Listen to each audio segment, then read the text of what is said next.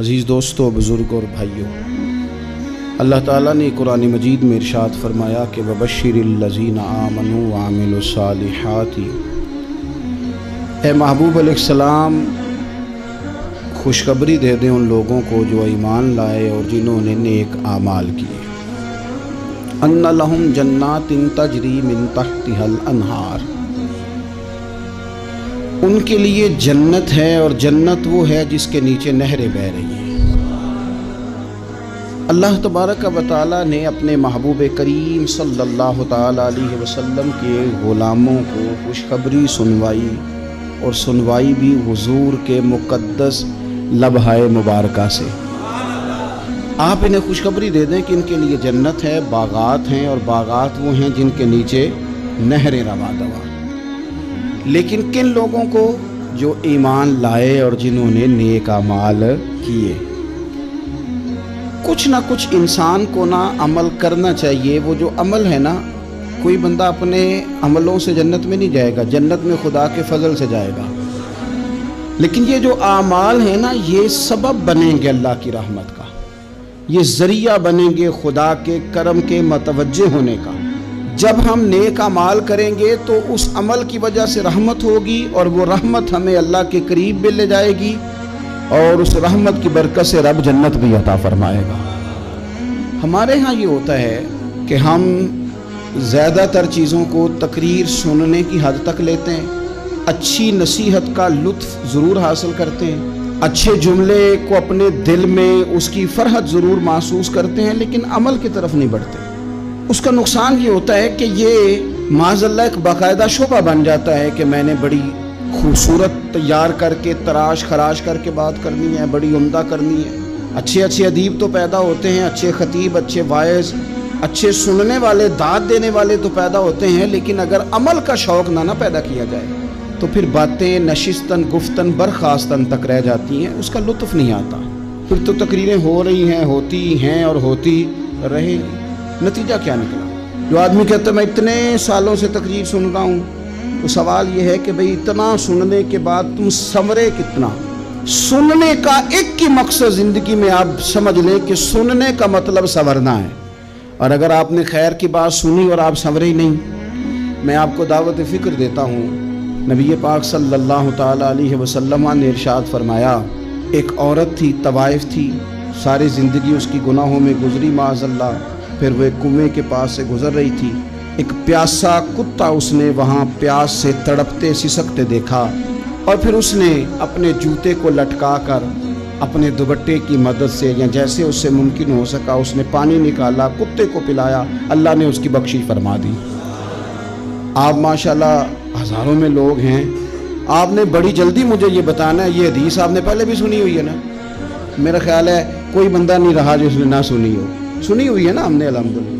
اتنے سارے بندے جو یہاں موجود ہیں انہوں نے سنی ہوئی ہے، تو ظاہر ہے امت مسلمہ میں جتنے لوگ ہیں ڈھیر ساروں نے یہ بات سنی ہوگی۔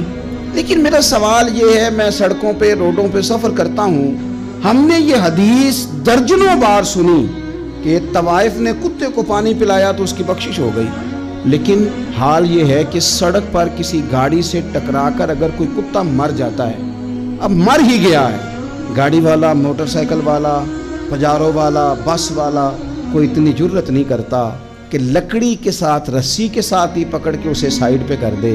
اس سڑک پہ مرا ہوا پڑا رہتا ہے، یہاں تک کہ گاڑیوں کے ٹائروں کے ساتھ اس کا گوشت لگ لگ کے سڑک صاف ہوتی ہے۔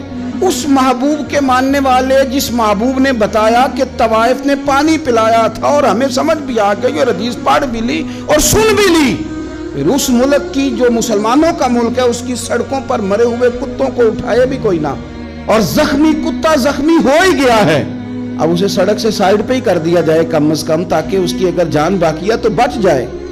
تو پھر مجھے بتاؤ نا میرے دوستو، ہم نے کس لیے تقریریں سنی ہیں، کس لیے خطبے سنے ہیں؟ واعظ و نصیحت کی مجالس کا مطلب ہم نے کیا سمجھا ہوا ہے؟ تقریر، تحریر، تصنیف، اچھی گفتگو، اچھا جملہ، اس کا معنی ہم کیا سمجھتے ہیں؟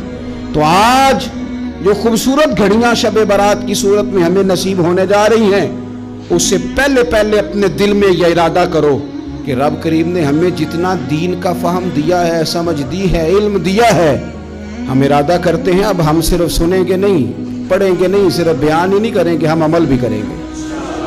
کوئی تھوڑا سا نا عمل کا رستہ بھی تو میرے عزیز ہونا چاہیے۔ اب مطلب بہت ساری جگہوں پہ جانے کا موقع ملتا ہے تو لوگ کہتے ہیں پیر صاحب ناراض نہ ہونا، ہم نے بڑا بندوبست کیا ہوا ہے، تقریر ذرا نہ 1.25 گھنٹہ کرنا۔ تو میں کہتا ہوں مثلاً آپ مجھے بتائیں نا 1.25 گھنٹہ تقریر کرا کے آپ نے کیا کرنا ہے؟ اگر تو آپ نے اس لیے بلایا ہے کہ جناب ایک بات سنیں گے، ایک واعظ ہوگا، سر دھنیں گے، تو وہ تو مجھے آتا ہی نہیں۔ تو میں تو مختصر بات کروں گا اور اتنی کروں گا جس کی ضرورت محسوس کروں گا۔ لمبی چوڑی تقریروں کا کیا مطلب ہے؟ ہم کیا چاہتے ہیں سوائے اس کے کہ جناب بات بڑی اچھی کانوں کو لگ رہی ہے، مزہ بڑا آ رہا ہے، تو آپ نے لیا کیا؟ نتیجہ کیا نکلا؟ میرے رسول پاک علیہ السلام کے صحابہ جو حضور سے نصیحتیں لیتے تھے وہ کیسی تھی؟ حضرت عبداللہ بن بسر رضی اللہ تعالیٰ عنہ حاضر بارگاہ ہوئے، آ کے عرض کی یا رسول اللہ صلی اللہ علیہ وسلم میں آیا ہوں سونے، پتہ نہیں دوبارہ آ سکوں کہ نہ آ سکوں، حضور پتہ نہیں موقع ملے نہ ملے، ایک بات مجھے بتا دیں، میں اس پہ عمل کروں گا، میری زندگی بھی بن جائے اور آخرت بھی بن جائے۔ تو کریم محبوب نے فرمایا عبداللہ زبان کو خشک نہ ہونے دینا، اس کو تر رکھنا۔ تر حضور کس چیز سے؟ فرمایا اللہ کے ذکر سے تر رکھنا، زبان اللہ کے ذکر سے تر رہے، ہر وقت رب کی یاد رہے، تیری دنیا بھی بن جائے گی اور آخرت بھی بن جائے گی۔ تو میرے عزیز اپنی زندگی کے اندر اب ہم نے عمل کرنا ہے۔ اور جناب کمال پھر یہ ہے کہ جب واعظ سننے کا شوق بڑھ جاتا ہے، تقریر سننے کا شوق بڑھ جاتا ہے، سننے سنانے کا خالی مزاج ہو جاتا ہے، پھر بندہ ڈھونڈتا پھرتا ہے کہ نئی سے نئی چیز کہاں ملتی، انوکھی سے انوکھی چیز کہاں ملتی، انفرادی سے انفرادی بات۔ میرے بھائی آپ ضرور سنیں، ضرور سنیں، مومن کی گمشدہ میراث ہے، حکمت جہاں سے ملے لیں، لیکن عمل کرنے کے لیے لیں، عمل کرنے کے لیے۔ اب میرا دل کرتا ہے اب ہماری چپ سے بھی لوگ سبق سیکھیں۔ حضرت باجید بستامی فرمایا کرتے تھے جس نے ہماری چپ سے کچھ نہیں سیکھا اس نے ہماری تقریر سے کیا سیکھنا ہے۔ اب تھوڑا سا نا اشاروں کی بولی بھی سمجھیں، اب تھوڑا سا یہ بھی ہو کہ بس بات پوری ہونے نہ پائے اور انسان کی رغبت عمل کی طرف بڑھ جائے، یہ مزاج ہمیں دیا ہے۔ اب تو بھائی آ جائیں آپ، صبح بھی تقریر کر دیں، دوپہر کو بھی تقریر کر دیں، شام کو بھی تقریر کر دیں، تو پھر یہ بھی ہوتا ہے کہ جناب وہ بیان آپ نے جو سنایا تھا نا وہ ذرا دوبارہ سنا دیں۔ تو میں کہتا ہوں پہلے سننے پر عمل ہو گیا تو نہ کریں۔ اب ہمیں تھوڑی باتیں سیکھ کر ان پر عمل کرنا ہے اور آگے بڑھنا ہے۔ بڑی سادی بات میرے ابا جی بتایا کرتے تھے، والا صاحب کہتے ہیں کہ ایک دیہاتی بندہ نہ چلا گیا وہ کسی مولوی صاحب کی تقریر سننے، تو اس زمانے میں آپ کو پتہ ہے یہ واش روم کا مروجہ نظام نہیں ہوتا تھا، تو لوگ کھیتوں میں دوسری جگہوں پہ پیشاب کے لیے جاتے تھے۔ تو مولانا نے ایک احتیاط بیان کی، وہ کہنے لگے کہ پیشاب سخت جگہ پہ نہ کرو زمین پہ بیٹھ کر، ورنہ پیشاب کے چینٹے اڑیں گے، کپڑوں پہ پڑیں گے، اور حدیث میں سخت حکم ہے اس مسئلے۔ تو کوئی نرم جگہ ہو ایسی جہاں پیشاب کریں چھینٹے نہ اڑیں۔ تو بندہ عمل کرنے والا تھا نا، اسے نیری تقریر سن کے سر دھن کے جانا نہیں تھا، اس نے اتنی ساری ریت لے لی، کپڑے میں باندھ لی، اور وہ اس نے کندھے پہ رکھی ہوئی ہے، جہاں پیشاب کا وقت آتا پہلے ریت بچھاتا، پھر پیشاب کرتا تاکہ میرے کپڑوں پہ نہ پڑے۔ ایک صاحب نے اسے کہا کوئی ہفتے بعد چلو بیان سننے چلیں، تو کہنے لگا میں پہلے پہ عمل کر لوں یہی بڑا ہے، میں نے تو اتنی ساری ریت کندھا تھک گیا ہے میرا، اس دن سے اٹھائی ہے، تو میں نہیں چاہتا کہ نہیں بھی سنوں تو کسی اور جگہ میں۔ یہ تفریح تباہ کے لیے بات کو نہ سمجھیں، اس سادے آدمی نے جو ہمیں سمجھایا مجھے اور آپ کو، اس پر غور کرے کہ کل بھی سنا تھا، پرسوں بھی سنا تھا، پیر صاحب نے ترسوں بھی کہا تھا، شیخ نے پرسوں بھی کہا تھا، پچھلے ہفتے بھی کہا تھا۔ تو نے اگر شیخ کی بھی نہیں سنی، استاد کی بھی نہیں سنی، پیر کی بھی نہیں سنی، اور اس دور کے پیر جو صحیح کام کرنے والے ہیں، استاد جو صحیح کام کرنے، مجبور ہو گئے ہیں بیچارے، کہتے کس کی تربیت کریں، کس درد سے کہا تھا حضرت سلطان باؤ نے، وہ کہتے ہیں اور رب دا طالب کوئی بھی نہیں ملیا، اتے جو ملے ہے طالب زردہ ہو۔ یہ تو آئے ہیں کاروبار سیدھا کرنے، فوٹو کھچوانے، فلاں کام کے لیے، یہ تو وہ جو ہم دینا چاہتے ہیں اس کا تو مزاج ہی نہیں۔ پہلے بھی میں نے کہا تھا، پھر کہتا ہوں مجھے شوق نہیں ہے، خدا مجھے معاف کر دے اس دن سے پہلے جس دن یہ شوق ہو کہ میں سویرے جاؤں گا تو نوٹ لاؤں گا، تو شام جاؤں گا تو نوٹ لاؤں گا۔ یہ شوق نہیں ہے، طبیعت نہیں ہے، من نہیں چاہتا۔ لیکن یہ کہ یہاں بھی آ جائیں خطاب کر دیں یہاں پہ، او خدا کے بندو ہم کہاں اس قابل ہیں ہم خطاب کریں؟ ہم نے تو نا جی ایک اذان دینی شروع کی ہوئی، صبح و شام ایک اذان پڑھتے ہیں، ہے یہ پیغام حضرت احمد رضا کہ بارگاہ نبی کے رہو با وفا۔ ہم تو کہتے ہیں ادھر آ جاؤ، ٹھوکریں کھاتے پھرو گے ان کے در پہ آ پڑو، قافلہ تو اے رضا اول گیا آخر گیا۔ ہم تو کہتے ہیں ادھر آؤ، اللہ رسول کی بارگاہ کی طرف رجوع کرو۔ اور وہ ایک جملے پہ اگر تو عمل ہو گیا، پیار سے باتیں کرتا رہتا ہوں، سب کے ساتھ نہیں کرتا، جس کا مجھے پتا ہو کہ یہ تھوڑا سہ لے گا۔ ایک دوست نے مجھے کہا کہ میں تو آتا ہوں تو مجھے علاقے کے لوگ کہتے ہیں ان کو بلاؤ، تو میں کہتا ہوں پورا عمل کرنا میری غلط ہے، تو پھر میں باقیوں کو بھی لگا جاؤں گا۔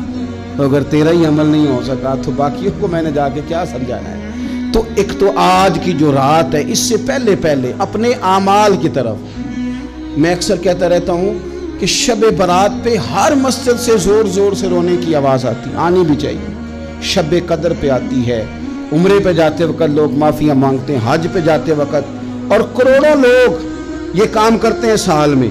اگر 25 لاکھ 26 لاکھ آدمی یا 50 لاکھ آدمی حج کرتا ہے اور وہ جانے سے پہلے معافی مانگ کے گیا، توبہ کر کے گیا ہے، اور کروڑوں لوگ ہیں جو شب قدر میں ہیں، شب برات میں ہیں، اور انہوں نے کھل کے توبہ کی ہے، تو پھر میرے بھائی سویرے کرپشن ختم ہونی چاہیے نا ملک سے، سویرے 75% جھوٹ ختم ہونا چاہیے نا۔ ساری رات تو لوگوں نے توبہ کی، صبح 80% حقوق العباد کا مسئلہ حل ہونا چاہیے تھا کہ نہیں ہونا چاہیے؟ صبح ملاوٹ بہت حد تک ملک سے ختم ہونی چاہیے۔ تو کیا ہم نے سمجھ لیا ہے؟ ہم نے یہ سمجھا ہے کہ شب برات پہ بھی بس ایک رسم ادا کرو، آؤ تھوڑی توبہ کرو چھٹی کر جاؤ، آئیے شب قدر تو توبہ کرو چھٹی کر جاؤ۔ کیا یہ ہم نے مطلب سمجھ لیا؟ حج کرنے گئے، رب کی بارگاہ میں حاضر ہوئے، رسول کریم کی بارگاہ سے بھی جو ہو کے آ جائے اور بدلے ہی نہ، وہاں تک جائے اور بدلے ہی نہ۔ مدینے گئے، کعبے گئے، کربلا گئے، جیسے گئے تھے گھوم پھر کے ویسے ہی آ گئے۔ نتیجہ کیا ہے؟ اپنی زندگی نتیجہ خیز بنائیں۔ آج اس خوبصورت موقع پر جب شب برات ہمارے سامنے کھڑی ہے، اپنے ذہن میں تہیہ کریں کہ اب ہم نے بدل جانا ہے۔ شوگر ہو جائے تو بدلنا پڑتا ہے، اللہ معاف کرے چینی چھوڑنی پڑتی ہے، من پسند مٹھائیاں چھوڑنی پڑتی ہیں، بدلنا پڑتا ہے۔ بلڈ پریشر ہو جائے تو یارو بدلنا پڑتا ہے۔ اگر انسان کو خدا نہ خواستہ کوئی مرض لگ جائے تو بدلنا پڑتا ہے۔ اولاد پیدا ہو جائے تو بدلنا پڑتا ہے۔ گھر میں بیٹیاں پیدا ہو جائیں تو بوڑھے باپ کو بدلنا پڑتا ہے۔ بال سفید آ جائیں تو پھر بھی تو بدل جانا چاہیے۔ انسان کی عمر 40 سال ہو جائے تو پھر بھی تو بدل جانا چاہیے۔ شب برات پہ توبہ کرے تو پھر بھی تو بدل جانا چاہیے۔ اب بدل جائیں، اب ہم بدل جائیں۔ اب نہ درد ہوتی ہے، گاڑی میں بیٹھیں تو کمر پہ درد ہوتی ہے، اب ہم بدل جائیں۔ اب لوگ بتاتے ہیں تیرے بال سفید ہونے لگ گئے، اب ہم بدل جائیں۔ اب لوگ ہمیں کہتے ہیں بچے جوان ہو گئے، اب ہم بدل جائیں نا یارو۔ اب لوگ ہمیں کہتے ہیں کہ اوہو اب تو آپ اٹھتے وقت زمین پہ پہلے ہاتھ رکھتے ہیں پھر اٹھتے ہیں، اب بدل نہ جائیں۔ اب محسوس ہوتا ہے کہ نیند گہری نہیں آتی، اب محسوس ہوتا ہے کہیں کہیں جسم میں تکلیف ہے، اب بدل نہ جائیں۔ اب نہ کئی کلاس فیلو چلے گئے دنیا چھوڑ کے، بدل نہ جائیں۔ اپنے بہن بھائیوں میں سے کئیوں کا جنازہ پڑا، بدل نہ جائیں۔ ہم میں سے کئیوں نے ماں باپ دفن کر دیے، پھول ڈال دیے قبروں پہ، بدل جائیں۔ اب وقت تھوڑا رہ گیا، اب کچھ تبدیلی کی طرف آئیں، اب توبہ صحیح والی کر لیں، اب استغفار دل سے پڑھ لیں، اب تبدیل ہو جائیں، اب اپنے اندر باہر کچھ تبدیلیاں لائیں، اب اپنے ظاہر اور باطن کو سنواریں۔ اب اللہ رسول کی بارگاہ میں جانا ہے نا تو کہیں ایسا نہ ہو شرم آئے حضور کے سامنے کھڑے ہوتے، حیا آئے نبی کریم کی بارگاہ میں کھڑے ہوتے۔ اب کچھ تبدیلی لائیں، آج ارادہ کریں کہ آج جو توبہ کریں گے وہ صحیح والی کریں گے، آج جو وہاں استغفار کریں گے اللہ کے حضور حاضر ہو کے تو وہ صحیح والا کریں گے۔ اب کچھ تبدیلی کا مزاج لائیں۔ اور پھر ایک اور بات بھی عرض کروں، ہمارے ذاتی تعلقات سارے دھوکہ ہیں، ہماری جیبوں میں مال سارا دھوکہ ہے، ہمارے بلند و باغ دعوے سارے دھوکہ ہیں، ہمارے بڑے بڑے رتبے سارے دھوکہ ہیں۔ بڑے تعلقات تھے بیٹے کے، پر ماں بیمار تھی تو اسے صحت تو نہیں تعلقات کی وجہ سے مل سکی۔ بڑے تعلقات تھے نا بیٹے کے، لیکن جب بیماری زور پکڑ گئی تو پھر کیا کر سکا۔ بڑے تعلقات تھے، بڑا پیسہ تھا جیب میں، بڑا کچھ تھا، لیکن جب جناب اسرائیل آئے تو پھر کوئی کچھ بھی نہ کر سکا، پھر اپنے رہ گئے، اور جس کو جانا تھا وہ سب چلے گئے۔ تو یہ جتنی چیزیں ہیں نا، یہ کچھ نہیں ہیں، یہ دھوکہ ہے۔ سچ صرف اللہ رسول کی ذات ہے، حقیقت صرف دین ہے، اصل صرف وہ بارگاہیں ہیں۔ دھوکے میں نہ زندہ رہو، چھوڑ دو یہ بات کرنی کہ بڑے تعلقات ہیں، چھوڑ دو یہ بات کرنی کہ بڑا پیسہ ہے، چھوڑ دو یہ بات کرنی کہ برادری قبیلے علاقے میں بڑا، اور کچھ بھی نہیں ہے۔ کل من علیہ فان، ہوئے نامور بے نشاں کیسے کیسے۔ دیکھو زمین کھا گئی، نوجوان کیسے کیسے۔ میں مولانا نورانی کی قبر پہ کھڑا تھا تو میں کہہ رہا تھا مقدور ہو تو خاک سے پوچھوں کہ اے لعین، تو نے وہ گنج ہائے گرا مایا کیا کیے؟ اتنے بڑے لوگ تو لے گئی، اتنے بڑے لوگ، اتنے بڑے لوگ قبروں میں کدھر گئے؟ سلطان مامور غزنوی کہاں ہیں؟ شہاب الدین غوری کہاں ہیں؟ وہ لوگ جو میدانوں میں آ کے صرف ان کا نام لیا جاتا تھا تو دنیا کانپ جاتی تھی، وہ کہاں گئے؟ اٹھ گئے سب لوگ، چلے گئے، ختم ہو گیا معاملہ۔ وقت اب ہماری طرف بڑھ رہا ہے، اب تیزی ہے، اب پیغام اجل آیا، کئی ہمارے ارد گرد سے اٹھا کے لے گیا، اب ہمیں بھی تو واپس لوٹنا ہے نا، تو کچھ تیاری کر لیں، کچھ ارادہ کر لیں۔ اور بارگاہ رب رسول کی اس طرح کی ہے کہ بس جانے کی دیر ہے، بس صرف جانے کی دیر ہے، صرف جانے کی۔ اور اللہ رسول کی بارگاہ دوستو وہ والی ہے کہ جہاں نا زیادہ منت بھی نہیں کرنی پڑتی۔ وہ جو 4-5 لوگ تھے نا مکہ مکرمہ میں، انہوں نے بہت ہی اسلام کی مخالفت کی حد کر دی تھی، ان کے لیے حکم ہوا تھا جہاں ملے قتل کر دو۔ اکرمہ تھے، ابن خطل تھے، کچھ اور لوگ تھے، تو پتہ ہے ان کو کسی نے مشورہ کیا دیا تھا؟ کسی کافر نے مشورہ دیا، پر پتہ صلاح کیا دی تھی؟ اس نے کہا تھا تم نے بڑی زیادتیاں کی ہیں، بڑے بے ادب ہو، کسی صحابی کے قابو نہ آنا، مار دیے جاؤ گے، اپنی خطاؤں کے سبب سے تم مار دیے جاؤ گے، لیکن اگر کسی طریقے چھپتے چھپاتے رسول پاک کی بارگاہ میں پہنچ جاؤ نا، اگر وہاں کسی طریقے چلے جاؤ۔ ہم نے پوچھا معافی کیسے مانگیں گے، منہ کیسے دکھائیں گے، ہم نے اتنے ظلم کیے، اتنی زیادتیاں کی، کیسے معافی مانگیں گے؟ تو کہنے والے نے کہا کہ نہیں کچھ نہیں، تم بس کہہ دینا ہم آ گئے، اس سے زیادہ تو بات ہی کوئی نہیں، اتنا ہی تو صرف کہنا ہے آ گئے، اور نہ آتے تو جاتے بھی کہتے، بس تم اتنا کہہ دینا ان العبد اذا اعترف ثم تاب تاب اللہ علیہ۔ نبی کریم علیہ السلام نے فرمایا بندہ جب آ کے کہتا ہے نا یا اللہ میں بھول گیا تھا، غلطی ہو گئی، ان العبد اذا اعترف، مان جو گیا ہوں، مان جو گیا، غلطی ہو گئی، جب کہتا ہے نا میں بھول گیا، ثم تاب، پھر وہ توبہ کرتا، تاب اللہ علیہ، اللہ دیر کرتا ہی نہیں، فوراً توبہ کو قبول فرما لیتا۔ ہمارے ہاں نا کچھ لوگ تو طبعاً سخت ہیں، اللہ معاف فرمائے، اور کچھ رد عمل کے طور پر سخت ہو گئے، کچھ باتیں دلوں میں بیٹھ گئی ہیں جنہوں نے طبیعتوں کو سخت کر دیا ہے۔ کبھی کہیں آپ بہو سے کہ چلو بوڑھی ساس سے اگر کبھی کوئی بات سخت نکل گئی ہے تو معاف کر دے، وہ تیار نہیں ہوتی، وہ کہتی ہے تمہیں پتہ نہیں میرے ساتھ کیا کچھ ہوا۔ کبھی ساس سے کہا جائے نا چلو بھول گئی تھی بچی تو آپ درگزر کر دیں، تو کہتے ہیں تمہیں پتہ نہیں میرے اندر سختی کتنی آ گئی ہے، دکھ کتنے بیٹھ گئے۔ ہم نا طبیعتوں میں سختی کر بیٹھے، ہمارے دل دھڑکتے ضرور ہیں لیکن صرف اپنے بچوں کے لیے، ہمارے سینوں میں درد اٹھتا ضرور ہے لیکن صرف اپنوں کے لیے۔ ہم نے نا 2 4 5 6 باتیں جمع کر کے ان پر پورا ذہن بنا کے سخت ہو گئے ہیں، طبیعتیں سخت ہیں، دل سخت ہیں۔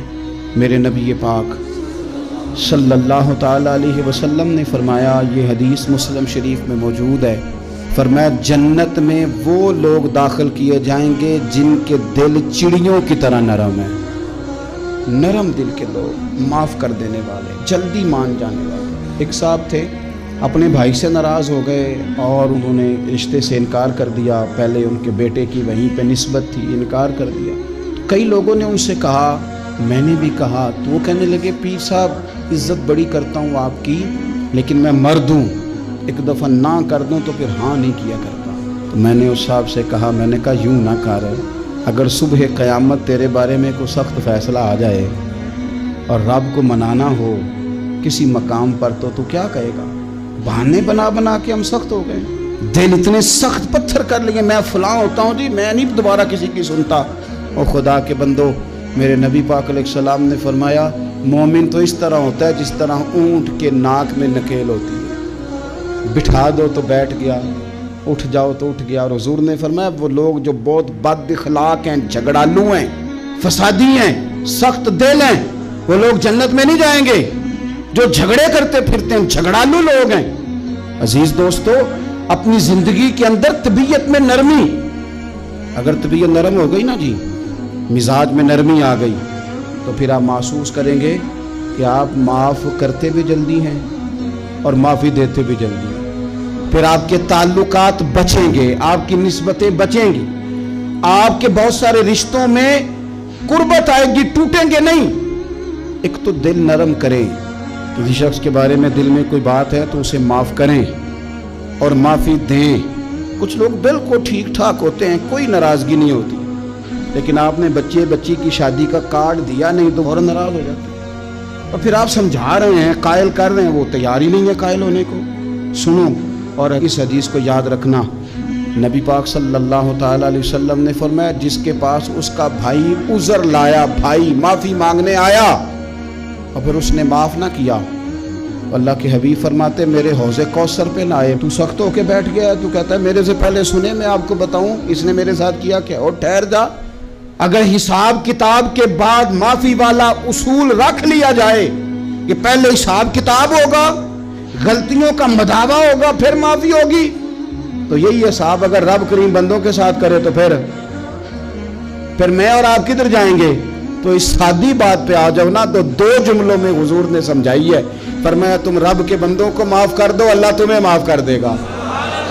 تو آج کی شب سے پہلے, آج کے دن سے پہلے, رمضان المبارک کے تشریف لانے سے پہلے اپنی طبیعت کے اندر ایسا ذوق لائیں, ایسی طبیعت لائیں کہ ہم نے معافی دینی بھی ہے اور معافی لینی بھی ہے.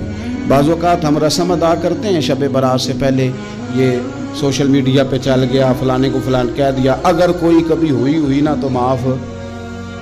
ایسے تو نہیں نا معافیاں ہوتی. ہمیں پتہ ہوتا ہے ہم سے کون ناراض ہے, ہمیں خبر ہوتی ہے ہم نے کس کو تکلیف دی, ہمیں پتہ ہوتا ہے کس نے ہمارے لہجوں سے پریشانی پائی ہے, کون ہے جو ہماری وجہ سے اذیت کا شکار ہے, تو اس سے جا کے معافی مانگے, تو یہ چیزیں معافی کا سبب بن جائیں گی. اور پھر میرے نبی پاک صلی اللہ علیہ وسلم نے 2-4 چیزیں اور بھی بیان کی ہیں, میرا دل کرتا ہے کہ وہ بھی ذرا آپ کو عرض کر دوں. حضور سید عالم علیہ السلام نے نا جنت میں لے جانے والے جب اعمال بیان کیے تو حضور علیہ السلام نے فرمایا کہ ایک تو زکوٰۃ صحیح ادا کرنا, شرک سے بچنا, توحید پہ قائم رہنا, اور زکوٰۃ ٹھیک ادا کرنا, اور اپنے رشتہ داروں سے اچھا سلوک کرنا, جنت میں داخل ہو جاؤ گے. یہ جو ہمارے زیادہ قریبی لوگ ہوتے ہیں نا, ان کا حق بھی شریعت نے زیادہ رکھا ہے, اور یہ بعضوں کا تکلیف بھی زیادہ دیتے ہیں. لیکن میرے عزیز ایک بات سمجھ لیں اچھی طرح سے اور اپنے دل میں بٹھا لیں, میں نے درجنوں بار کہی ہے, پھر کہتا ہوں, اللہ تعالیٰ نے جو خاندان میرے لیے پسند کیا ہے نا, مالک نے مجھے وہاں پیدا کیا, تو جو چچا اللہ نے میرے لیے پسند کیا وہ مجھے بھی پسند ہونا چاہیے, اور جو ماموں اللہ نے میرے لیے پسند کیا ہے وہ مجھے بھی پسند ہونا چاہیے. انسانوں کے اندر کمزوریاں بھی ہوتی ہیں, خوبیاں بھی ہوتی ہیں, لیکن ہمارا یہ مسئلہ بن جاتا ہے کہ ہم نہ صرف کمزوریوں کو ڈسکس کرتے ہیں, خوبیوں کا تذکرہ کرتے ہی نہیں. اپنے مزاج کے اندر اس بات کو آپ نے پیدا کرنا ہے. آج ایک اور ارادہ بھی کریں, ایک اور اپنے ذہن کے اندر بات بھی زیادہ شوق کے ساتھ پیدا کریں. آپ یہ کوشش کریں کہ اپنی صلاحیتوں کو دیکھیں کہ آپ میں کیا خوبی ہے, بولنے کی ہے, لکھنے کی ہے, مال خرچ کرنے کی ہے, کسی کو پیغام دینے کی ہے.